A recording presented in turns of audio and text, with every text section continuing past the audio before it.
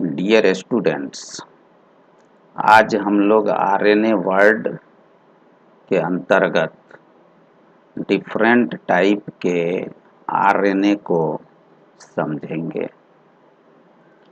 RNA एक type के nucleic acid है। जैसा कि हम लोग न्यूक्लिक एसिड वाले वीडियो में जिक्र किया था कि न्यूक्लिक एसिड्स दो तरह के होते हैं, पहला डीएनए, दूसरा आरएनए, जिसमें से डीएनए और आरएनए दोनों के स्ट्रक्चर, केमिकल नेचर हम लोग लगभग जिक्र कर चुके हैं, लेकिन वो जनरल डिस्कशन था कि राइबो न्यूक्लिक एसिड और डीऑक्सी राइबो न्यूक्लिक एसिड। एक डीएनए के केस में डीऑक्सी राइबोज शुगर पाया जाता है, आरएनए के केस में राइबोज शुगर पाया जाता है। तो उसके जो स्ट्रक्चर थे उसको हम लोग न्यूक्लिक एसिड वाले वीडियो में उसका जिक्र कर चुके हैं। आज हम लोग आरएनए के अलग अलग स्पेसीज यानी कि आरएनए के अलग अलग जो टाइप्स है उस पे थोड़ा सा नज़र डालेंगे, जो हमारे एनसीईआरटी में दिया हुआ है। बस इतना जानेंगे जिससे हमारा सीयूईटी और नीट की तैयारी हो सके, 12 की तैयारी हो सके, और भी इस स्टैंडर्ड के जितने भी कम्पिटिटिव एग्जामिनेशन हैं उसकी तैयारी हमारी ठीक से हो सके। तो आइए हम लोग समझते हैं कि ये आरएनए के कौन कौन से टाइप्स होते हैं। देखिए, आरएनए बेसिकली 3 तरह के होते हैं, जो कि ट्रांसलेशन की मशीनरी में यानी प्रोटीन सिंथेसाइजिंग मशीनरी के अंदर इस्तेमाल किए जाते हैं। पहला है एमआरएनए यानी मैसेंजर आरएनए, दूसरा है टीआरएनए यानी कि ट्रांसफर आरएनए, तीसरा जो है राइबोसोमल आरएनए है।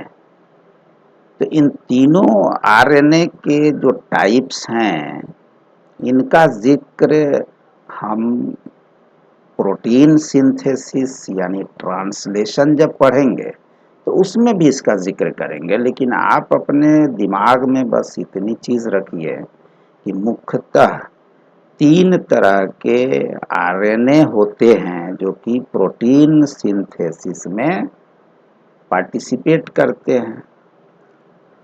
अब आरएनए के बारे में जानते हैं आप कि आरएनए क्या है कि पॉलीमर ऑफ न्यूक्लियोटाइड्स हैं, जो जनरली सिंगल स्ट्रैंडेड होता है।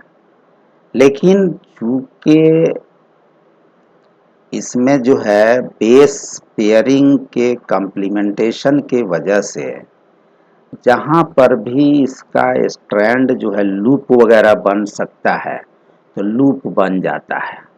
जैसे आप टीआरएनए के केस में देखें, एमआरएनए तो बिल्कुल लिनियर सीक्वेंस के रूप में डीएनए से जेनेटिक कोड को अपने ऊपर डाउनलोड करते हुए वो एक सिंगल स्ट्रैंडेड बिल्कुल लिनियर उसकी स्ट्रक्चर होता है, और टीआरएनए का स्ट्रक्चर कुछ इस तरह से होता है, आरआरएनए ऐसे है।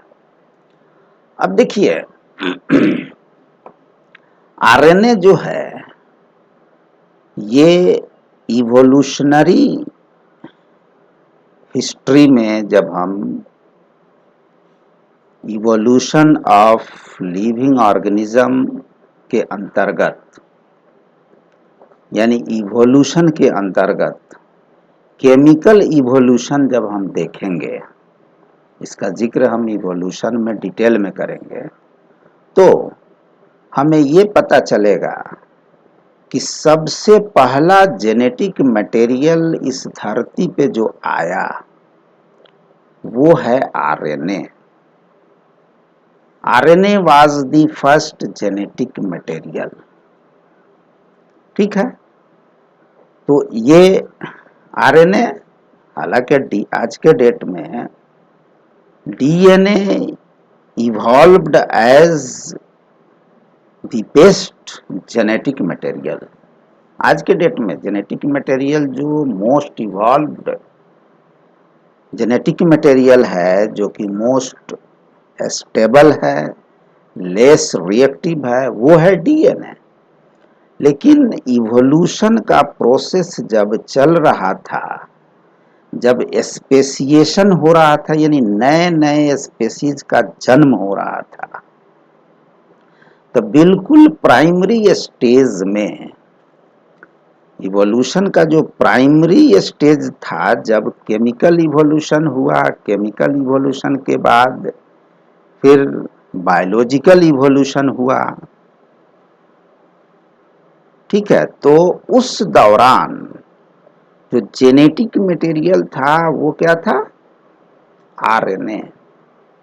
क्यों कि आरएनए ही वो जेनेटिक मटेरियल था जिससे कि, और आरएनए ही वो मॉलिक्यूल है, बायोमॉलिक्यूल है, जो प्रोटीन की सिंथेसिस करता है। प्रोटीन की सिंथेसिस आरएनए के प्रेजेंस के बिना हो ही नहीं सकता, और जब तक प्रोटीन की सिंथेसिस नहीं होगी, एंजाइम नहीं बनेगा। जब तक एंजाइम नहीं बनेगा, तब तक एक भी मेटाबॉलिक एक्टिविटी नहीं हो पाएगा। क्यों कि मेटाबॉलिक एक्टिविटी जो है वो एंजाइमेटिक रिएक्शन है, वो एंजाइमेटिक एक्टिविटी है। Without enzyme there will be no metabolism. और एंजाइम क्या करता है कि रेट ऑफ रिएक्शन को इंक्रीज कर देता है, नहीं तो एक रिएक्शन होने में बहुत ज्यादा टाइम लग जाएगा। ठीक है, तो ये है आरएनए से रिलेटेड ये बातें। आरएनए बेसिकली एमआरएनए के टाइप में पाया जाता है, टीआरएनए है, आरआरएनए है, और इन तीनों का उपयोग, यूटिलाइजेशन, सेल अपने प्रोटीन सिंथेसाइजिंग मशीनरी में करता है। सेल के अंदर प्रोटीन बनेगी, प्रोटीन से एंजाइम बनेगा, और वो एंजाइम सेलुलर मेटाबॉलिज्म में पार्टिसिपेट होगा। फिर सेल के अंदर डिवीजन होना है, ग्रोथ होनी है तो डिवीजन होगा, ग्रोथ होगी, यानी कि सेल के अंदर रिप्रोडक्शन होगा। एक से सेल से दो सेल बनेंगे, दो से चार बनेंगे, चार से आठ बनेंगे, यानी कि एक्सपोनेंशियल डिवीजन, एक्सपोनेंशियल ग्रोथ होगा सेल के अंदर। ये सब कौन कराएगा? तो एंजाइम, और एंजाइम को बनाने वाला कौन है? तो आरएनए है। और आरएनए इसलिए जेनेटिक मटेरियल माना गया है कि RNA was the first genetic material. और इसी आरएनए के अराउंड जितने भी एसेंशियल लाइफ प्रोसेसेज हैं, जैसे ट्रांसक्रिप्शन है, ट्रांसक्रिप्शन का मतलब डीएनए से आरएनए बनना। ट्रांसलेशन है, ट्रांसलेशन का मतलब आरएनए से प्रोटीन बनना।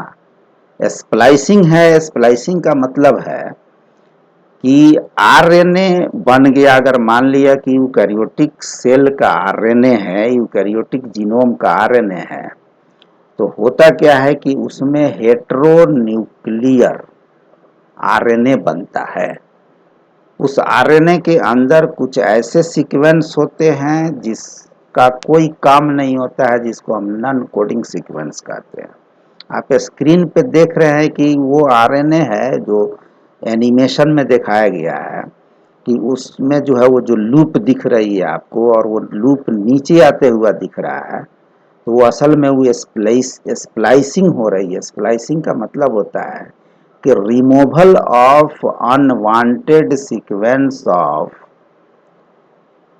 Newly synthesised RNA, that is hnRNA, यानी heteronuclear RNA. Heterogeneous nuclear RNA. तो ये जो एचएनआरएनए होता है उसके अंदर बहुत सारे नॉन कोडिंग सीक्वेंस होते हैं जिसको हम कहते हैं इंट्रॉन। तो इंट्रॉन के रिमूवल के प्रोसेस को कहते हैं स्प्लाइसिंग। और उसमें जो स्प्लाइसिंग में जो एंजाइम काम करता है वो राइबोजाइम के रूप में स्प्लाइसोसोम होता है। उसमें आरएनए के भी कंपोनेंट होते हैं। तो आरएनए जो है जेनेटिक मटेरियल के रूप में काम करने के साथ साथ कुछ वायरसेस में ही एज ए जेनेटिक मटेरियल पाया जाता है। ये स्प्लाइसिंग में पार्टिसिपेट करता है। कुछ आरएनए एंजाइमेटिक नेचर के होते हैं जिसको हम राइबोजाइम कहते हैं। तो दो चीजें यहाँ पे याद रखिए कि आरएनए जो है वो जितने भी एसेंशियल लाइफ प्रोसेसेज हैं उसमें इसका पार्टिसिपेशन होता है। जैसे ट्रांसक्रिप्शन है, आपको ट्रांसलेशन है, जितने भी मेटाबॉलिक प्रोसेस है, स्प्लाइसिंग है। तो ये आरएनए का इवोल्यूशन ही लाइफ एसेंशियल लाइफ प्रोसेसेज के अराउंड यानी मेटाबॉलिक एक्टिविटीज यानी फिजियोलॉजिकल एक्टिविटीज के अराउंड इसकी ये इवॉल्व हुआ है आरएनए। तो इतनी बात को ध्यान में रखिए, फिर हम लोग आगे बढ़ते हैं। अब देखिए हम ये चीज आरएनए के संबंध में ये बताते आ रहे हैं कि protein synthesising machinery evolved around RNA. अब देखिए इसको आप समझिए कि डीएनए से आरएनए बनता है। इस प्रोसेस को हम कहते हैं ट्रांसक्रिप्शन। डीएनए से डीएनए बनता है। इस प्रोसेस को हम कहते हैं रेप्लिकेशन। फिर आरएनए से प्रोटीन बनता है। इस प्रोसेस को हम कहते हैं ट्रांसलेशन। तो ये जो प्रोसेस है ये सारे प्रोसेस में आरएनए जो है बीच में है, ये मीडिएटर का काम कर रहा है। लेकिन एसेंशियल जो कंपोनेंट है इस सारी प्रोसेस को एग्जीक्यूट कराने वाला वो है प्रोटीन। क्यों कि जितने भी रेप्लिकेशन होता है या ट्रांसक्रिप्शन होता है या प्रोटीन की सिंथेसिस होती है इसमें एंजाइम की जरूरत पड़ती है। सारे के सारे ये कैटालिटिक रिएक्शन है, एंजाइमेटिक रिएक्शन है। तो इसका मतलब ये हुआ कि जब तक प्रोटीन की सिंथेसिस नहीं होगी सेल के अंदर कोई फंक्शन नहीं हो सकता है। क्योंकि प्रोटीन ही है जिससे एंजाइम बनता है। All enzymes are protein but all proteins are not enzyme. ये बात हम लोग पहले से जानते हैं कि प्रोटीन क्या है कि एंजाइम को बनाता है, यानी एंजाइम जो है प्रोटीन से बनता है।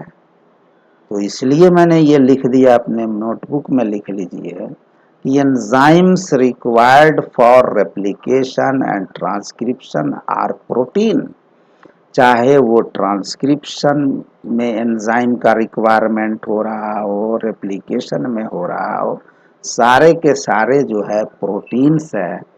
तो इसलिए ये सेंटेंस मैंने लिखा है कि protein synthesising machinery evolved around RNA. चलिए ये बात क्लियर हो गई।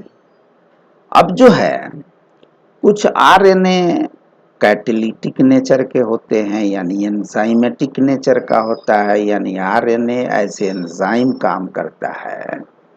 Catalytic RNA function as an enzyme. इसके कुछ एग्जाम्पल यहाँ दिए हुए हैं, जैसे हैमर हेड राइबोजाइम है। राइबोजाइम्स क्या है तो ribozymes are functional RNA molecules that can catalyse biochemical reaction. तो ये चीज आपका क्लियर हो गया। जितनी चीज एनसीईआरटी में दिया हुआ है वो बस मैंने यहाँ पे आपके सामने रख दिया है, इसको आप ठीक से समझ लीजिए और एनसीईआरटी की बुक जरूर पढ़ें ताकि आपका एक भी क्वेश्चन नीट का ना छूट पाए, सीयूईटी का एक भी क्वेश्चन ना छूट पाए, आप अच्छे मार्क्स से अपना स्कोर जो है वहाँ पे दर्ज कराएं, आपकी एडमिशन संभव हो सके। अब देखिए इसमें हम एक स्प्लाइसियोसोम का जिक्र किया है। ये स्प्लाइसियोसोम है क्या? असल में देखिए स्प्लाइसिंग, ये एनिमेशन में आप देख रहे हैं कि एक बबल जो निकल रहा है वो क्या है? स्प्लाइसिंग की प्रोसेस है। देखिए आप ऐसे समझिए कि डीएनए से आरएनए बनता है। अगर बैक्टीरियल डीएनए से आरएनए बन रहा है तो वहाँ पे क्या होता है कि लगभग जो है उसमें ज़्यादातर क्या है कि आरएनए बना, उससे प्रोटीन सिंथेसिस हो गई, उसकी प्रोसेसिंग की ज़रूरत नहीं पड़ती है। लेकिन अगर यूकैरियोटिक जीनोम है, यूकैरियोटिक जीनोम का मतलब ये हुआ कि यूकैरियोटिक सेल में पाए जाने वाले जीनोम। देखिए दो तरह के सेल होते हैं, न्यूक्लियस के प्रेजेंस और अब्सेंस के आधार पर सेल दो तरह के होते हैं। एक को प्रोकैरियोटिक सेल कहते हैं, दूसरे को यूकैरियोटिक सेल कहते हैं। तो यूकैरियोटिक सेल उस सेल को कहते हैं जिसमें न्यूक्लियस पाया जाता है, और प्रोकैरियोटिक सेल उस सेल को कहते हैं जिसमें न्यूक्लियस नहीं पाया जाता है। तो यूकैरियोटिक सेल के जो जीनोम होते हैं उसको मैं बता चुका हूँ कि उसमें बहुत बड़ा जीनोम होता है उसका। जैसे ह्यूमन जीनोम की बात करें तो उसमें जो डीएनए होता है ज़्यादा होता है, उसकी लंबाई बड़ी होती है। जैसा कि मैंने आपको बताया था डीएनए में कि ह्यूमन जीनोम की जो साइज होती है लगभग 2 मीटर होता है। 3 × 10⁹ बेस पेयर होते हैं। सबको अगर कैलकुलेट करेंगे आप तो आपको लगभग 2 मीटर आपको अप्रॉक्सीमेटली उसकी लंबाई आएगी। न्यूक्लियोसोम वाले वीडियो में मैंने बताया है, आप उस वीडियो को ज़रूर देखें। और मैं तो ये आपको सजेस्ट करूँगा कि मेरे इस चैनल को सब्सक्राइब कर लीजिए ताकि आपको मोलेक्युलर बायोलॉजी और यानी पूरे बायोलॉजी जो भी मैं लेक्चर अपलोड करता हूँ वो आप तक पहुँच जाए। तो वो जो ट्रांसक्रिप्ट होते हैं यूकैरियोट के अंदर जो जीनोम होता है उसमें उस जीनोम में जब ट्रांसक्रिप्शन होता है तो उससे जो आरएनए बनेगा उस आरएनए को हम कहते हैं हेटेरोजीनस न्यूक्लियर आरएनए, एचएनआरएनए। इसमें दो तरह के सीक्वेंस होते हैं, एक को कोडिंग सीक्वेंस कहते हैं, दूसरे को कहते हैं नॉन कोडिंग सीक्वेंस।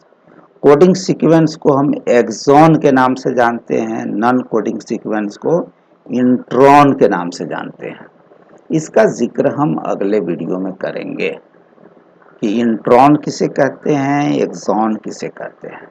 आप यहाँ पे ये समझिए कि इसमें कुछ नॉन कोडिंग सीक्वेंस होते हैं जिसको हम इंट्रॉन कहते हैं, उसकी प्रोटीन सिंथेसिस में कोई ज़रूरत नहीं होती है, तो उसी को कट करके निकाल दिया जाता है। न्यूक्लियस के अंदर ही ये काम होता है जिसको हम कहते हैं स्प्लाइसिंग, और उसी को हम कहते हैं post transcriptional modification. Post transcriptional modification का मतलब ये हुआ कि ट्रांसक्रिप्शन के बाद में जो मॉडिफिकेशन होता है उसको हम पोस्ट ट्रांसक्रिप्शनल मॉडिफिकेशन कहते हैं। उसमें कई चीज़ें आती है। 5 प्राइम पे कैपिंग होती है, 3 प्राइम पे पॉलीएडिनाइलेशन होता है, और बीच में जहाँ जहाँ भी इंट्रॉन है उसको कट करके निकाल दिया जाता है। और कट करने वाला जो एंजाइम है उसको हम स्प्लाइसियोसोम कहते हैं। स्प्लाइसियोसोम किसे कहते हैं? उस एंजाइम को कहते हैं हम स्प्लाइसियोसोम, जो स्प्लाइसिंग कराता है, यानी इंट्रॉन को जो कट करके निकाल देता है, उस एंजाइम को हम कहते हैं स्प्लाइसियोसोम। इसमें क्या क्या पाया जाता है स्प्लाइसियोसोम में? Protein plus snRNA. तो अब देखिए कि इसमें दो टाइप, अलग अलग टाइप के आरएनए इसमें ऐड हो गया। एमआरएनए, टीआरएनए, आरआरएनए तो जनरली पाया ही जाता है। इसके अलावे एसएनआरएनए एंड एचएनआरएनए। एसएनआरएनए का मतलब ये है स्मॉल न्यूक्लियर आरएनए, छोटा छोटा जो है ये होता है। इसको हम बताएंगे जीन साइलेंसिंग में भी, कि पोस्ट ट्रांसक्रिप्शनल जीन साइलेंसिंग में इसका जिक्र करेंगे। तो स्प्लाइसियोसोम क्या है? उस एंजाइम को हम स्प्लाइसियोसोम कहते हैं जो स्प्लाइसिंग कराता है, यानी कि नॉन कोडिंग सीक्वेंस को रिमूव करने वाला जो एंजाइम है, जो कट कर के निकालने वाली, यानी वो सीजर के तरह है। वो तरह से जो है सीजर होता है ना, दर्जी जो कैंची इस्तेमाल करता है, तो उस तरह के ये कटर है, कैंची है, सीजर स्प्लाइसियोसोम, कि बीच बीच में जहाँ पर भी नॉन कोडिंग सीक्वेंस है इंट्रॉन के रूप में, उसको एमआरएनए से कट करके निकालने वाला जो एंजाइम है उसको स्प्लाइसियोसोम कहते हैं। स्प्लाइसियोसोम किस चीज का बना होता है? तो प्रोटीन्स के होते हैं, बने होते हैं, प्लस एसएनआरएनए होता है। अच्छा, और ये जो है कट करके कहाँ से निकालता है? तो एचएनआरएनए से कट करके निकालता है। नया नया अभी जो आरएनए बना यूकैरियोटिक जीनोम के अंदर, तो नए नवजात आरएनए को, नवजात नया नया बना हुआ आरएनए जो होता है अभी अभी बना, उसको हम कहते हैं एचएनआरएनए, हेटेरोजीनस न्यूक्लियर आरएनए। उसमें रहता है इंट्रॉन यानी non coding sequence. HnRNA spliceosome उसको कट करके निकाल देता है बाहर, तो मैच्योर आरएनए हमको मिल जाता है। देखिए छोटा हो गया एमआरएनए। तो क्या है कि आरएनए हम कई तरह के देख रहे हैं, इसीलिए ये एनसीईआरटी में लिखा हुआ है कि आरएनए वर्ल्ड, एक आरएनए की अपनी जगत है, दुनिया है, जिसमें कई तरह के आरएनए पाए जाते हैं। यहाँ तो मैं बहुत लगभग 5 तरह के आरएनए बताया आपको। MRNA, tRNA, rRNA, snRNA and hnRNA. इन चीज़ों को आप याद रखिए, एनसीईआरटी की बुक पढ़िए, आपका एक भी क्वेश्चन नहीं छूटेगा। नीट की एग्ज़ाम हो, सीयूईटी की एग्ज़ाम हो, या 10+2 स्टैंडर्ड का कोई भी एग्ज़ाम हो, अगर यूपीएससी की तैयारी कर रहे हैं तो मोर देन 60% क्वेश्चन आरएनए और न्यूक्लिक एसिड, इन सब चीज़ों से एनसीईआरटी से आपका कवर हो जाएगा। Thanks for watching this video.